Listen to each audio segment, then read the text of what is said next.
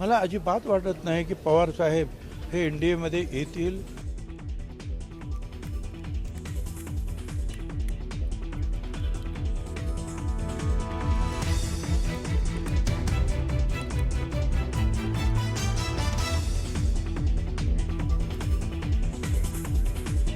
शरद पवार एनडीएत जाणार नाही, छगन भुजबळांनी केला दावा.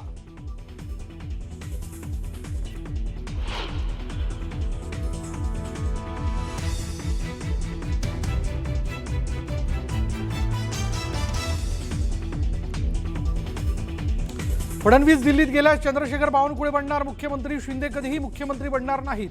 खासदार संजय राऊतांच्या दाव्यानं चर्चांना उधाण.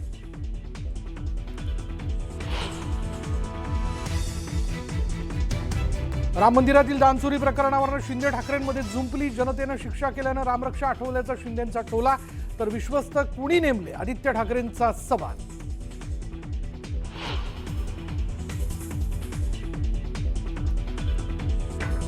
आम्हाला फक्त मनसेमध्ये पाठवायचं बाकी राहिलंय. वारंवार होणाऱ्या पक्षांतराच्या चर्चांवर सुप्रिया सुळेंचा खोचक टोला.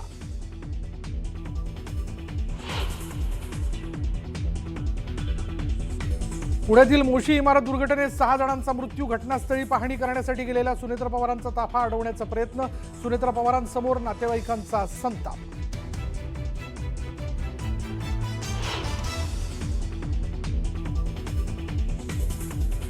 परवानगी तळमजल्याची 2 मजले अनधिकृत. मोशी इमारत दुर्घटनेप्रकरणी धक्कादायक खुलासा. मुदत संपूनही वेस्ट एनर्जी प्रकल्प सुरू राहिल्याचं समोर.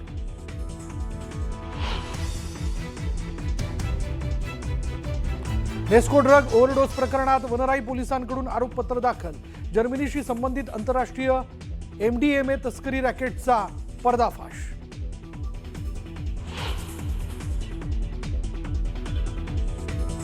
अंधेरीत टीसी आणि प्रवाशांमध्ये मराठी बोलण्यावरनं वाद. टीसीने प्रवाशाला स्टेशनवर डांबून ठेवल्याचा आरोप.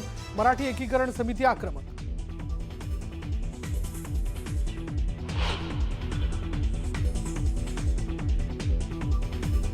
व्हिएतनामच्या फू क्वोक बेटाजवळ भारतीय पर्यटकांना घेऊन जाणारी बोट उलटली. 15 जणांचा मृत्यू, काही जण जखमी.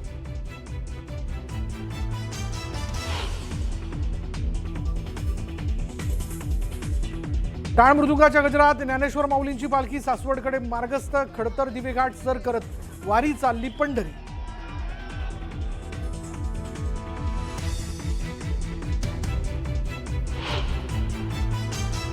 ब्रेकनंतर पाहूयात पुढची बातमी. पवार कुटुंबात पुन्हा एकदा लवकरच सनई चौघडे बाजणार आहेत.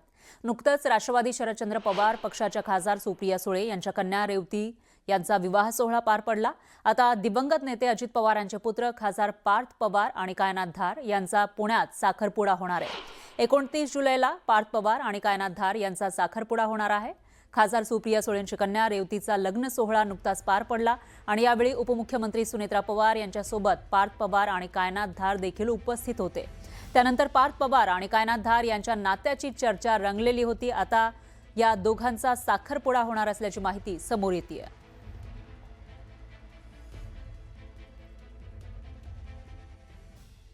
पाहूयात पुढची बातमी. महाराष्ट्राचं चेरापुंजी म्हणून ओळख असलेल्या आंबोली घाटामध्ये वीकेंडच्या निमित्तानं पर्यटकांची मोठी गर्दी झाली.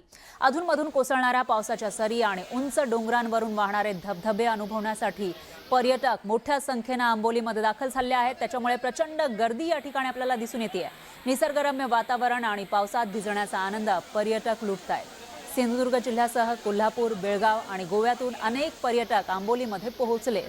पर्यटन स्थळ त्यामुळे गजबजून गेलंय. आंबोली घाटातली ही दृश्य आपण बघू शकतोय. वरून कोसळणारे हे धबधबे आणि तिथं उभे पर्यटक मोठ्या संख्येने आपल्याला दिसून येत आहेत. वर्षविहाराचा आनंद लुटताना हे सर्वजण दिसत आहेत आणि त्यामुळे आंबोली घाट गजबजून गेलाय.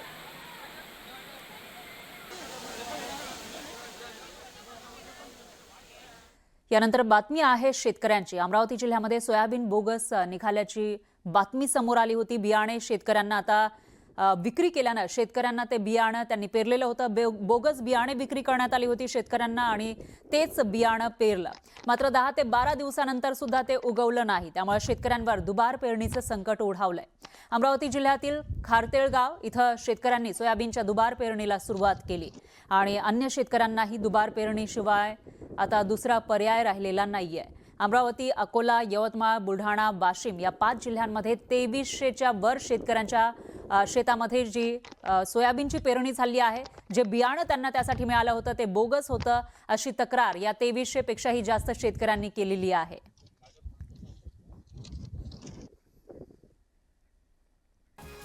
यानंतर पाहूयात पुढची बातमी. छत्रपती संभाजीनगरमध्ये 90च्या दशकात दहशत निर्माण करणाऱ्या बाबा फर्जनच्या आलिशान बंगल्यावर गुन्हे शाखेनं मोठी कारवाई केली. धाडीत पोलिसांच्या हाती कोट्यावधींची बेहिशोबी रोकड, सोनं, चांदी, रायफल, जिवंत काडतुसं आणि अनेक महत्त्वाची कागदपत्र सुद्धा सापडली आहेत. या संपूर्ण कारवाईनं गुन्हेगारी आणि राजकीय वर्तुळामध्ये मोठी खळबळ माजली आहे. 1 महिन्यापूर्वी बाबा फर्जन याचं निधन झालेलं होतं आणि त्याच्यानंतर आता हे सगळं घबाड बाहेर येतंय. पाहूयात त्याविषयीचा हा विशेष रिपोर्ट. 2 पिस्तुलं आणि रायफल,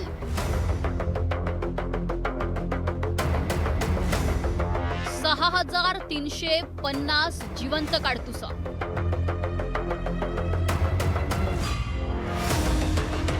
11 चाकू, 2 भुकटी, 2 भाले,